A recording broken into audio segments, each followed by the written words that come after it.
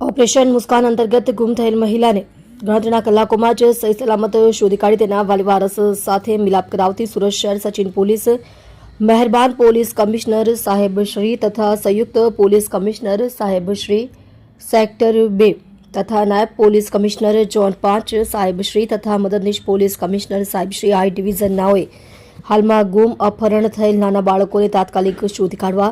તેમજ મળી આવેલ બાળકોને સહી સલામત તેઓના ઘરે પહોંચાડી શરીર સંબંધી ગુનાઓ ન બને તે માટે સૂચના આપેલ હોય જે સૂચના અનુસંધાને police inspector PN Vaghela નાઓએ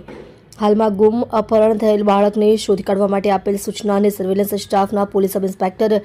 ND Damor નાઓના માર્ગદર્શનના આધારે સર્વેલન્સ સ્ટાફના પોલીસ માણસો પોલીસ સ્ટેશન ખાતે હાજર હતા. તે દરમિયાન એક અરજદાર નામે કૈલાશભાઈ પ્રહલાદભાઈ ટાંકણે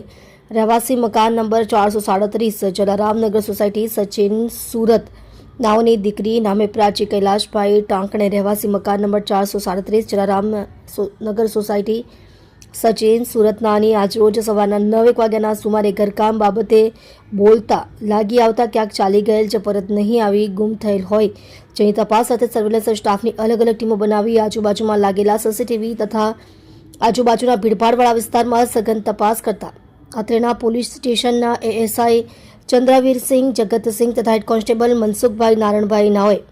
સદર ગુમ થયેલ મહિલા નામે પ્રાચી કૈલાશભાઈ ટાંકણે નાનીને સચિન સ્ટેશન બજાર ખાતેથી સહી સલામત શોધી કાઢેલ હોય સદર મળી આવેલ મહિલાનું નામ ઠામની ખાતરી કરી સહી સલામત તેના પિતા